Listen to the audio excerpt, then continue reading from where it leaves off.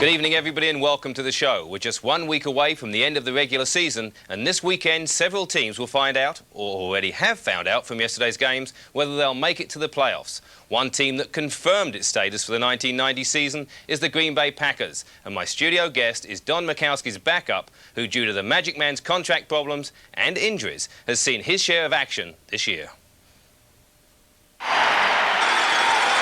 It is third down and goal for the Green Bay Packers right there. They trail 21-17. They are out of timeouts.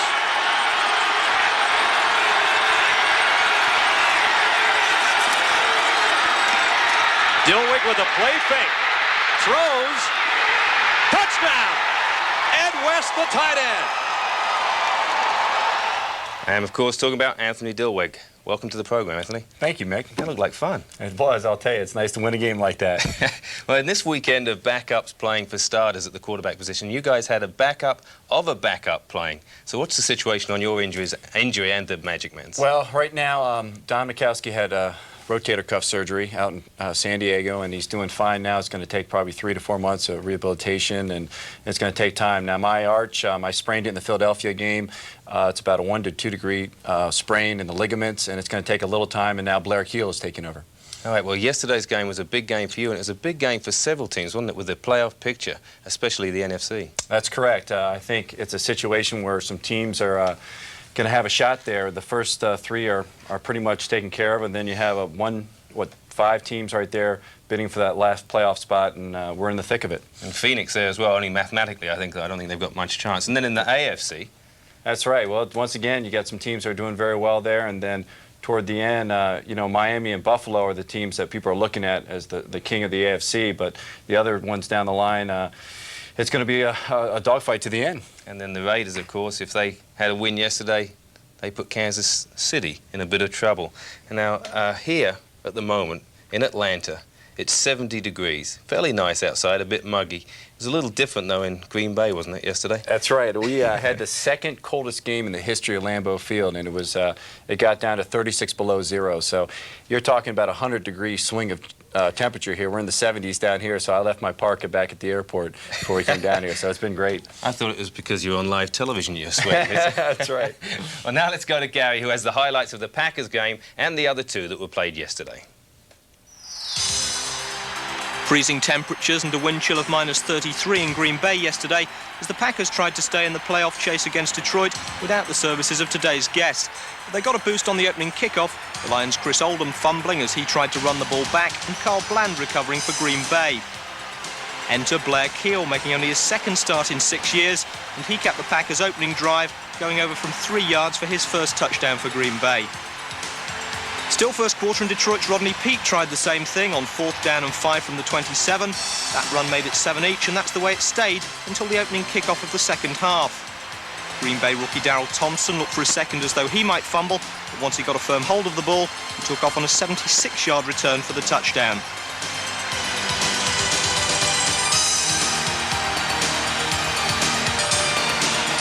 But that was the highlight of the second half for Pack fans as Barry Sanders went to work on the ground, racking up 133 rushing yards and the winning touchdown. Detroit won by a final score of 24-17 to put Green Bay out of the playoffs. The Raiders are already in the playoffs and looking ominously good as they head there. First play from scrimmage against the Vikings in Minnesota, a 76-yard bomb from Jay Schrader to Willie Gault. 3 plays later, Schrader found Mervyn Fernandez in the end zone, and it was 7-0 Raiders. Schrader went 4 games without a touchdown earlier in the season, but he's hitting form at the right time. On the next LA possession, he hit Sam Grady for his first catch of the season and the Raiders' second touchdown. A miserable day, though, for the Vikings quarterback Wade Wilson, starting for the first time since he was injured in Week 3. He did have this second quarter touchdown pass to Chris Carter, but in the third he was intercepted by Greg Townsend, leading to another Schrader touchdown throw to Marcus Allen, then had to leave the game with a dislocated shoulder after this sack by Scott Davis. It wasn't a great deal safer on the sidelines as Minnesota's running backs coach John Brunner found out, and Bo Jackson introduced himself after a play. Brunner is officially listed as questionable for next week. The Raiders continue to do most of their damage through the air, though. Willie Gault had only 2 catches on the day, but for 117 yards. This one set up Schrader's 4th touchdown pass of the game to Ethan Horton, and although Rich Gannon led a late comeback, Jerry Burns' team now have as much chance of making the playoffs as the Minnesota Santas had of making it home without being breathalyzed. Final score, Raiders 28, Minnesota 24, and that puts LA 2 games ahead of Kansas City in the AFC West. The Redskins, playing for home advantage in the NFC wildcard game, started well at Indianapolis with this Mark Rippon touchdown pass to Art Monk. But then they got sloppy. At the end of the first quarter, Rippon hit Dwayne Bickett on the helmet, and when the ball finally came down, it was into the hands of the Colts' Keith Taylor. That led to the 90th touchdown of Eric Dickerson's career, and the Colts were equal. Then the fast-maturing Jeff George hit veteran receiver Stanley Morgan on successive plays. 23 yards for the first down, then 42 yards for the touchdown. Washington, out of sync offensively, could only kick 2 field goals, and then only just. This, the longest of Chip Lowmiller's career from 56 yards, hit the crossbar before it went over. And at half-time, the Colts were a point ahead, 14-13. But 2 plays into the second half, they were a point behind. Jeff George pressured into the safety by Monty Coleman. The Redskins increased their lead with another Lowmiller field goal, and Gary Clark turned a 5-yard gain into a 50-yard touchdown, and it was 25-14 Washington. But the Colts played the generation game effectively again. The rookie George to the 35-year-old Morgan. Then 28-21 down with less than 2 minutes left. George tied the game with this 12-yarder to Billy Brooks. Things looked to be heading for overtime, but with 58 seconds left, Mark Rippon threw an ill-advised pass in traffic, and Colts rookie Alan Grant picked it off and ran it back for a winning score that keeps Indianapolis alive in the wildcard hunt, at least mathematically, and may eventually cost Washington a home game in the playoffs. Well, these extra spots in the wildcards is giving people like Indianapolis new hope. We just saw Wilson go down, another quarterback. He's dislocated the shoulder. Why are so many quarterbacks getting injured, do you think? If you look at a lot of the situations, I think probably 85% of them are on AstroTurf, and I think he just took a hard hit and it just lost his shoulder. Your game yesterday, it was like playing on AstroTurf. The field was so hard. Last year, you were 10-6. A great year. Everyone was fired up. You didn't make the playoffs, but people had high expectations for this year. How's everyone feeling now after that loss? Well, I think people are a little down. After a 10-6 season, you're excited. The opportunity to do better is there. The team thinks that they're going to go in there, and those close games we won when we were 10-6 would be blowouts on our side, and we'd be 12-4 or something. But unfortunately, the tables turned on us. We had some contract negotiations, holdouts, and it really hurt this team's morale. And I think, but we have a lot of character. I think we're going to bounce back from it next year.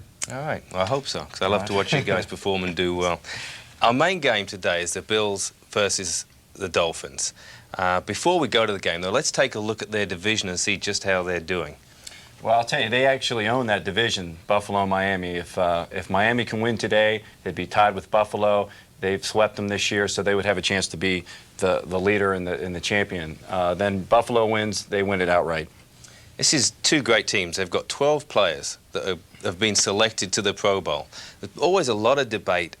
Can the AFC compete with the NFC? Do you think these 2 teams are capable of doing that and maybe even winning a Super Bowl, one of them? Well, the verdict's out. San Francisco's quite a team. We played them this year. They found a way to beat us.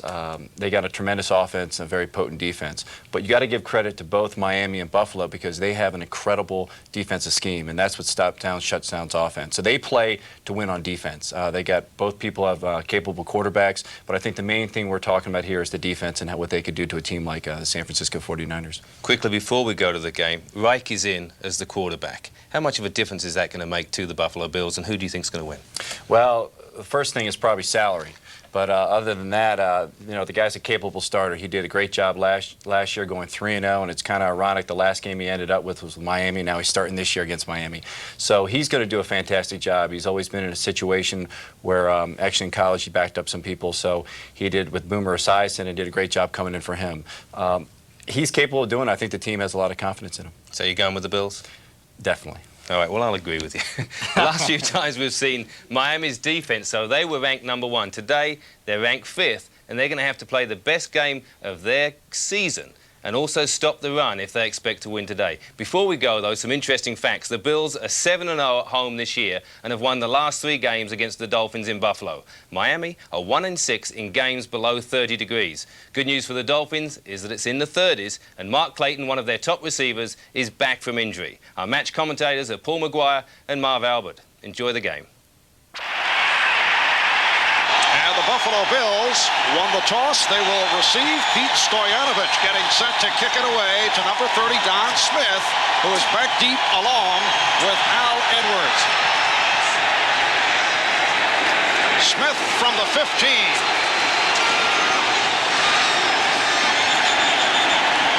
Smith able to return across the 25-yard line. There is Frank Reich replacing the injured Jim Kelly. And the offensive line, Will Wolford, was a question mark because of a knee injury suffered last week, but says he's all right. Thurman Thomas and Jamie Mueller are the running backs. And the outstanding group of receivers, Lofton and Reed, along with the tight end McKellar. The shotgun of the passing down. Beebe comes on, along with Smith. And you can look for Don Beebe to be one of the favorite targets of Frank Reich. It's a first down from the 27. And Reich to throw on first down. McKellar could not hang on. The tight end, Keith McKellar, a legitimate receiving threat, could not hold it. Covered by Cliff Odom. Defensively, Brian Sauché replacing the injured T.J. Turner, inactive today because of a knee problem. Buffalo in the hurry-up. Second down and 10 from the 27. To the ground for Thomas. Thurman Thomas averaging just under 5 yards per carry. Back to the Dolphin defensive look in passing situations. Wholesale changes are made. Again, Buffalo in the hurry-up. And you see Wilson, Jr., Glenn, and Thomas come on in the nickel. It is a third down and 5 from the 32. Wright has the first down, combining with Thurman Thomas. He picked up 15. See, the one thing about the hurry-up offense when they ran it with Kelly, and they can also run it with Reich, is what they do is they've got Miami in their basic defense, and they're trying to keep them there. When they do this, Thurman Thomas, number 34, comes out of the backfield. The tight end takes the linebackers out of play. And again to the hurry-up, and Reich completes a hard hit on Don Beebe. That went for 14.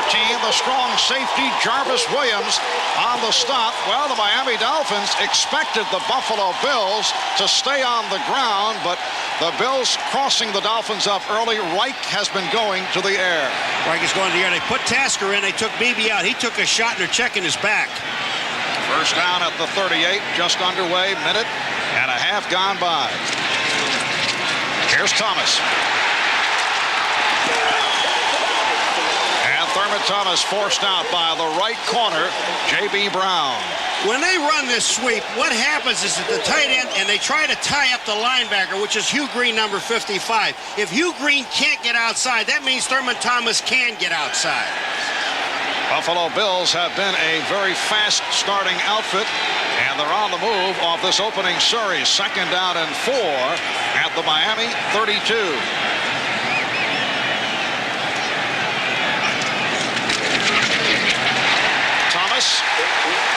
Has the first down. Hugh Green made the stop. Thurman Thomas leading the NFL in total yards, better than 1,600. In only his third season, he's emerged as one of the NFL's premier running backs. One of the things about the hurry-up offense is it's great for the offense against the defense, but the other bad thing about it is we can't show you any replays. It's a first down from the 26. Wright couldn't find anybody. The ball knocked out of his hands. And let's wait until they unravel. The Dolphins indicate that they have recovered. They have. Miami has recovered on the fumble by quarterback Frank Reich. Now the left defensive end, look at Marv. You can see Marv Levy. He is really upset about this. Reich can start moving out of the pocket. Just reaches in and the ball is pulled out of his hand. Reich will come right at you here. Here he comes, and I think it's Sauché, number 70. Watch this. He just pops the ball out. There's just no chance. Reich, when you start running, remember now, he hasn't played that much. You must have control of the football when you're running with it. And Marino and the Dolphins take over at the 23. That's Mark Clayton making his return today in motion. Marino puts it up on first down and able to complete right at the marker. Darryl Talley making the stop on Clayton. A couple of outstanding rookies on that offensive line. Richmond Webb who has made it to the Pro Bowl along with Keith Sims. They have played very well, and it is a young offensive line. Tony Page makes his return. Sat out last week with an ankle injury. Clayton is back after sitting out 5 weeks. And in the passing situation, Crash Jensen comes on along with Troy Stratford and Tony Martin. They're calling it a second and about a yard. And to the ground for Sammy Smith. He has the first down. Bruce Smith making the tackle. Sammy Smith has had his ups and downs recently. Problems with fumbles. That Bills front seven. Seals, Wright, and Smith up front. Bennett, Conlon, Bentley, and Talley, one of the stronger front sevens in the NFL. And when they go to the dime, Dwight Crane and David Poole enter the alignment. That's the normal secondary and a good one. First down at the 34. Off the fumble by Wright. Miami has taken over. No score. 4 minutes gone by. Clayton in motion. And the penalty flag is thrown. Richmond Webb was moving, trying to get to Bruce Smith. Number 78 on the outside. I guess that's one good way to try to block him. Just go before he does. Referee today is Red Cashin. And he marked it off. It's a 1st and 15 at the 29. 83 Clayton peels off. Here's Smith. Stopped by Ray Bentley. Ray Bentley, an avid Alice Cooper fan. Get a close-up of Ray, you'll note, Paul, you can relate to this. He wears the eye black. There it is, in Alice Cooper style. Very nice. Ray Bentley in his 5th year out of Central Michigan. Had a terrific game against the Giants last week, 14 tackles. Defensive coordinator Walt Corey said that Bentley was remarkable last week because he did it with one arm, an injured arm. And the Buffalo defensive unit comes up strong. Smith and Seals getting the wraps on Sammy Smith. That time Bruce Smith came up the middle to make the play. He didn't actually make the tackle, but he slowed down Sammy Smith. And then you're going to see Leon. Now, here comes Bruce. He's just coming up the middle. He doesn't make the tackle. Leon Seals does. He comes in to make the play. But as long as you slow him down, give your teammates a chance to get there, you did the job. Paul, we're told yesterday after practice, Bruce Smith got in a skirmish with tight end Keith McKellar. Punches were thrown. Smith hurt his hand. At first it was thought he suffered a broken hand, but it was not broken. Here's Marino, and he is sacked. And that, as you know, is a rarity. The quick-moving nose tackle, Jeff Wright, with his 5th sack of the season. Remember, a year ago, Jeff Wright is the guy that sacked Marino here to break that long streak. Bruce Smith is double-teamed by Jensen and by Webb on the top side. And then you're going Wright all by himself, one-on-one in the middle with Sims. And he beats Sims, makes the tackle, makes the sack, and the Dolphins are putting. And Reggie Roby will punt from inside his 15. Al Edwards is back.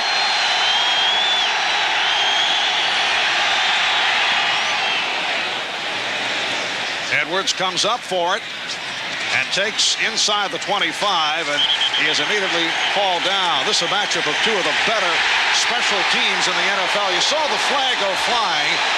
A 48-yard punt by Roby, and the good coverage by the Dolphins. Kerry Glenn, who has made the Pro Bowl team as an alternate on special teams, is right on the scene to get to Edwards. Invalid fair catch signal. Number 85 on the receivers. It'll be a 5-yard penalty. First down and 10. What happened is Edwards signaled for a fair catch and then let the ball hit and then pick the ball up and try to run with it. And Glenn had to make the play because he saw that Edwards was looking to run. We'll be back in Buffalo in a moment.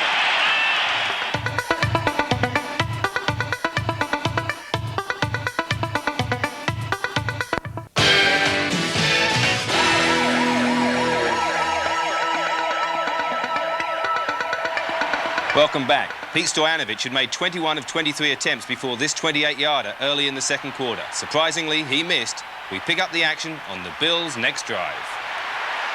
First down from the 20, Buffalo. Taking over. Dolphins and the Bills are scoreless. And once again, flags are thrown. Well, it is amazing. Sean Lee, as soon as he was across, he pointed to the Buffalo Bills. Now, they seem to be going backwards, so they must agree. I'd tell my team, don't move back until the guy tells you to move back.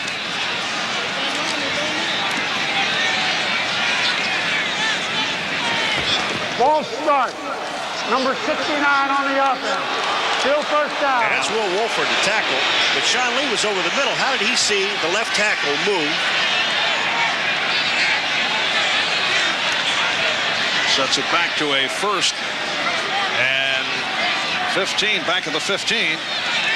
Now, right at the bottom right, you see Wolford lift up. What I'm saying, Sean Lee is on the other side of the center. Why didn't the guy next to him, Jeff Cross, move?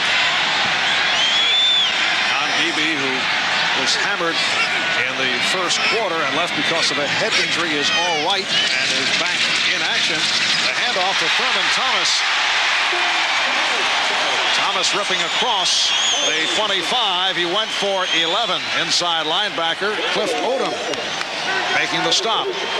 They're going right to the side of Richer, Wolford, and Hall. The Hall was there between Richer, 51, and Kent Hall, the center. Hurry up. Thomas came out limping, but indicated that he's all right. Right going deep. Intended for Andre Reed.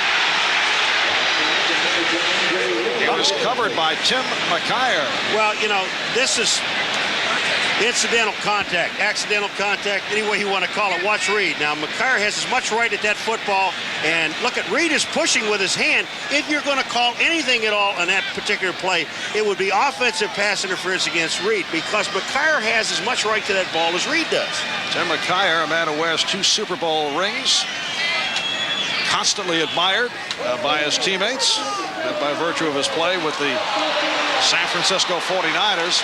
Looks like there's a holding penalty called on the center, Kent Hull, and they will move it back again. Now, in the past, Tim McKyer has not been shy in assessing himself. He's called himself the Michael Jordan of defensive backs. All right, now you see Kent Hall right to the left of your screen, and now that's holding. And I don't care how, you cannot put your arm outside and around the guy's neck. That hurts. It's a 2nd and 14. And Reed on the completion. Able to stiff arm his way for the first down. Strong safety Jarvis Williams making the stop.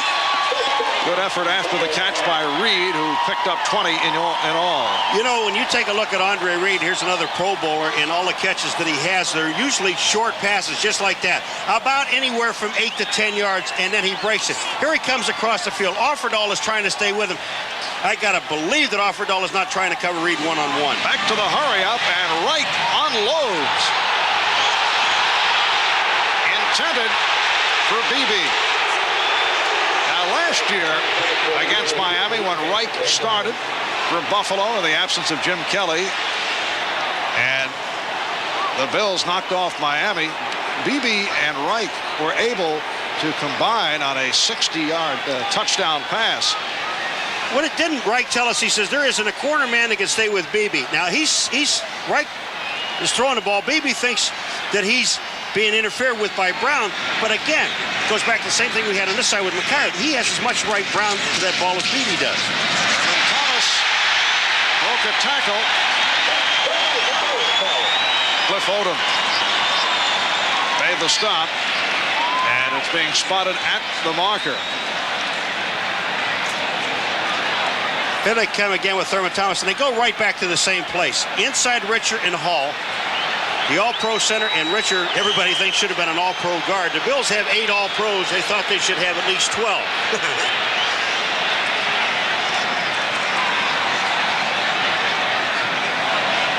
Thurman Thomas has come up limping on a number of occasions. The coaches wanted to pull him a couple of plays back, but he waved it off. Buffalo just short of a first down. 12 and a half remaining in the second quarter. The Dolphins and the Bills are scoreless. Marv Albert, Paul McGuire from Buffalo. It'll be a 3rd and about a half yard at the 44. Miami must beat Buffalo to have a chance to win the division title. If they beat the Bills and then the Colts next week, they would win the AFC East and gain home field throughout the playoffs. A Buffalo win would clinch the division championship for the Bills and home field advantage throughout the playoffs. They would get a first-round bye in the expanded playoffs.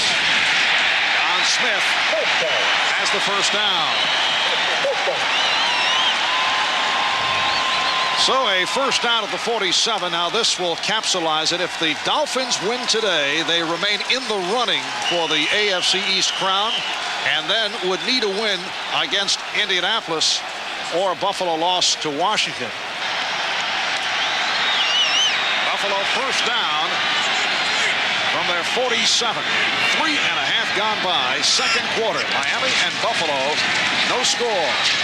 And Wright throwing in a crowd and able to complete to McKellar for the first down. McKellar between Offerdahl and Odom. And this is what Don Shula told us yesterday what McKellar gives to this football team. Watch this now. Look where this pass is thrown. You can't throw the pass any better than that. That ball hits McKellar right in the hands. They pick up a first down.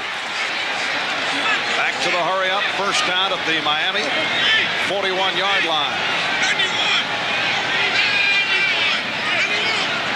Now the long count by Wright. Off the pump. Able to run inside the 35-yard line. David Griggs on the cover-up. Check of the ticker. Philadelphia with a 7-0 lead on Dallas. Houston 10-0 in the second.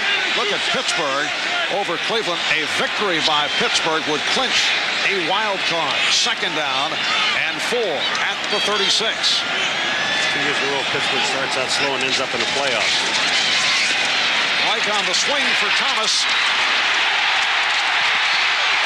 And Thurman Thomas with the first down. 13-yard pickup.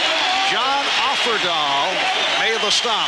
Louis Oliver made a mistake. He has Thurman Thomas on this screen. And watch what happens. He hesitates. And when he hesitates, Thurman goes by him. Here it comes right there. It was breaking down. Instead of running through Thurman Thomas and making the play, he gave Thomas the opportunity to put that little fake on him and get downfield. And this, the 10th play of the drive. First down at the 23. Thomas finding the hole. Backwards. Able to collect a first down, but a penalty marker has been thrown. And it's against Buffalo because Frank Reich is heading back to the 40-yard line.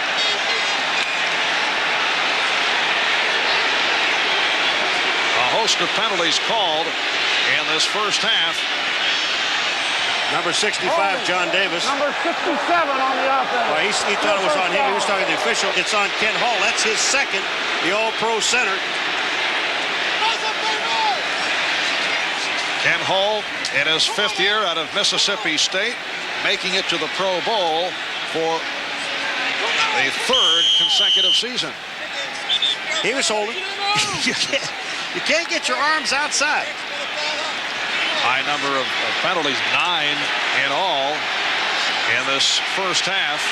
Sets it back to a 1st and 20 at the 33. 2 key plays in this first half. A fumble lost by Frank Reich off that long Buffalo drive, and then Stoyanovich missing on a 28-yard field goal.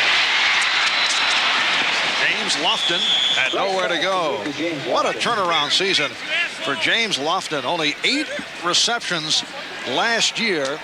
And this season, with that, his second catch of the day, 33 catches for the year. He is now number 3 in all-time receiving yards behind Steve Largent and Charlie Joyner. 34-year-old James Lofton.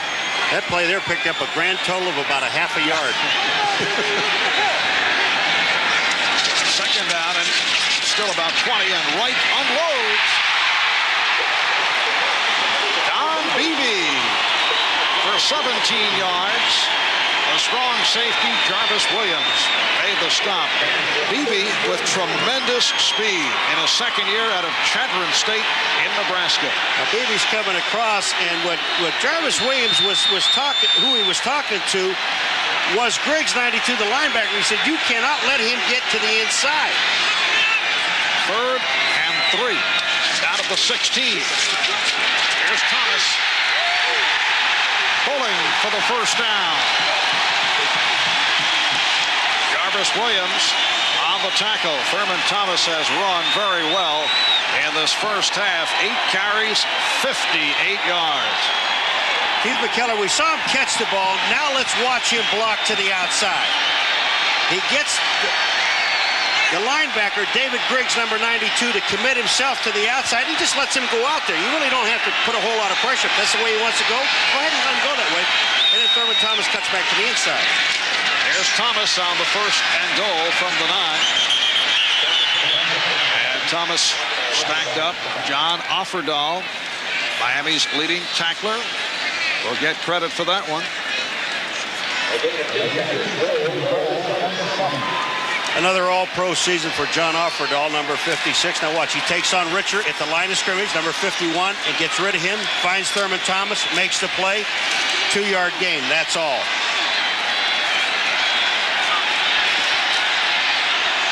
Second and goal from the 7. Right with the time, fires, touchdown!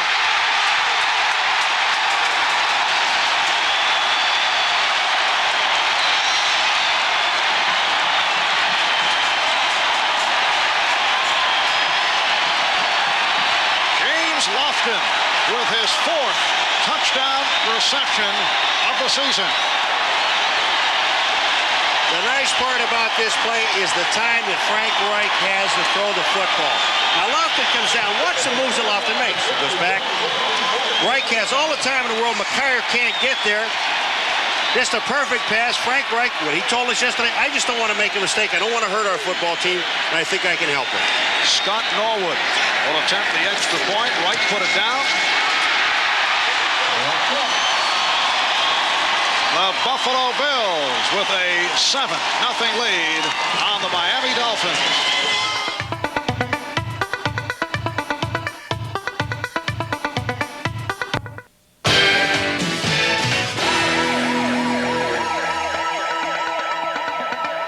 Welcome back. Both teams punted on their next possession. We pick up the action with Miami driving. They have a 1st down and 10 on Buffalo's 48-yard line.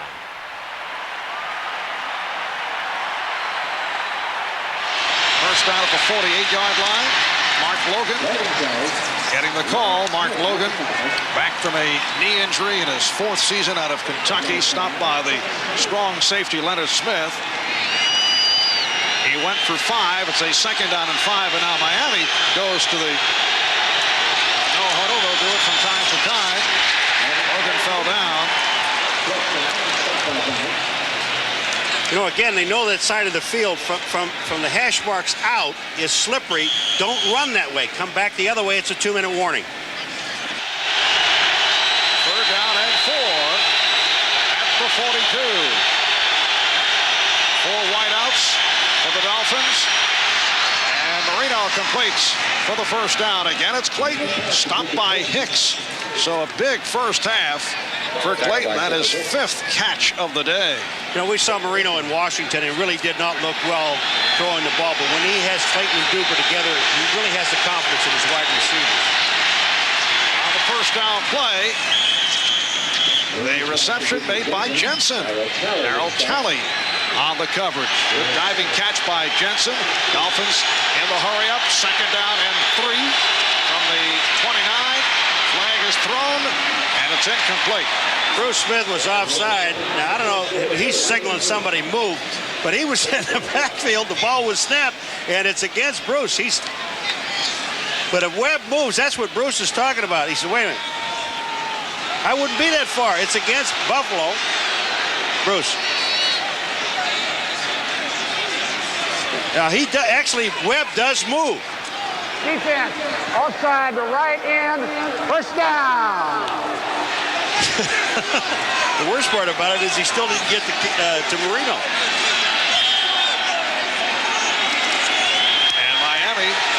that penalty. First down at the 24, minute 21 remaining in this first half. Marino now 11 for 18, 128 yards, but nothing on the board.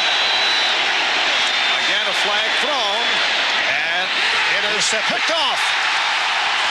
Clifford Hicks on the interception. Pass intended from Mark Clayton. Now let's see what this flag is all about. Clifford Hicks, in his 4th year out of Oregon, a one-time Los Angeles Ram. They waived him several weeks back.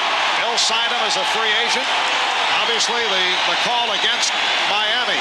So Buffalo stopping the Dolphin drive on that interception, and they will take over.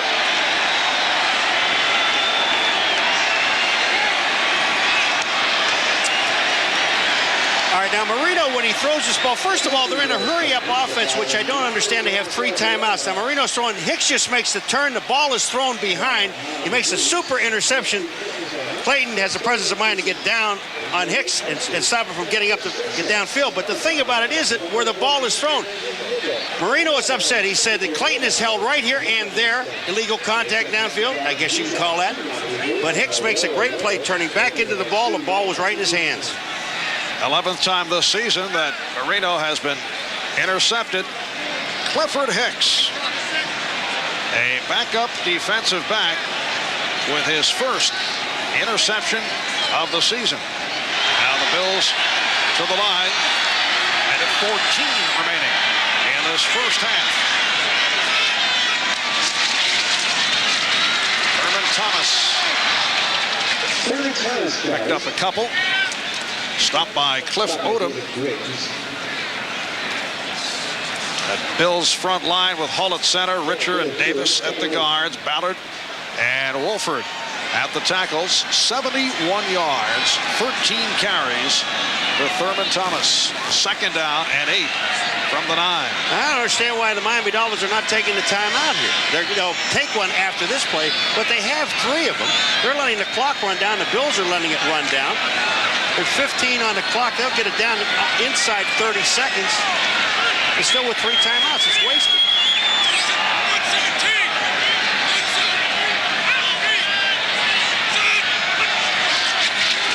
And it's Thomas again, off the give.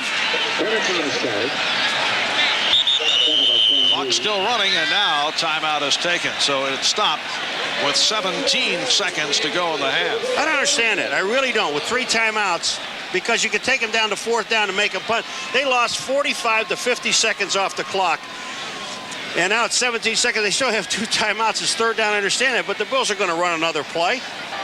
The understudy making his way to Broadway. Reich did start 3 games last year, guided the Bills to victory in each game, including the appearance against Miami, where he threw only 9 times. He was the starter at Maryland as a senior, although he was slowed for part of the season with a shoulder injury. He spent most of his collegiate career backing up Boomer Esiason. He was Boomer's roommate at Maryland. I asked Frank if he and Boomer talked during the course of the week. He said yes. And Boomer said, well, just go out and do what you've been doing. Of course, what he's been doing has been taking place at practice most of the time.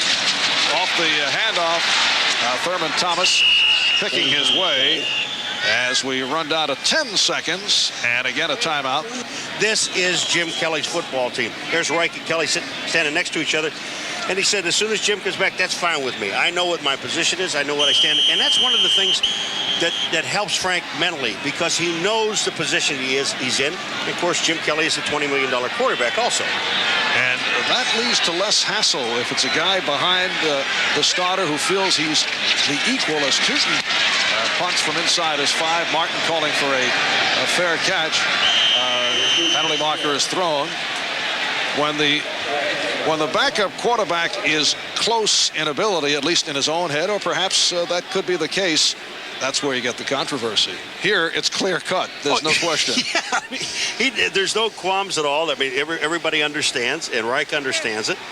But I think the interesting thing that Marv Levy told us yesterday, and we had it in the opening today, that the fact that this is not Jim Kelly's offense. This is an offense that both Reich and Kelly and also Gail Gilbert, who is the third quarterback, now the second quarterback, understand. Number 35 of the receivers, post-possession, first down at 10. That's Kerry Glenn, called on the penalty with 3 seconds remaining in the half. Miami at its 33-yard line. What's it mean? All week long, everybody's talking about weather. We did a thing on the equipment. Weather's not been a factor here today so far. Well, you're indoors in a press box. The window is closed, Paul. You're wearing 8 coats and a couple of pair of gloves as Marino fires into a crowd, and it's broken up. Is that why it's warm up here? Yes.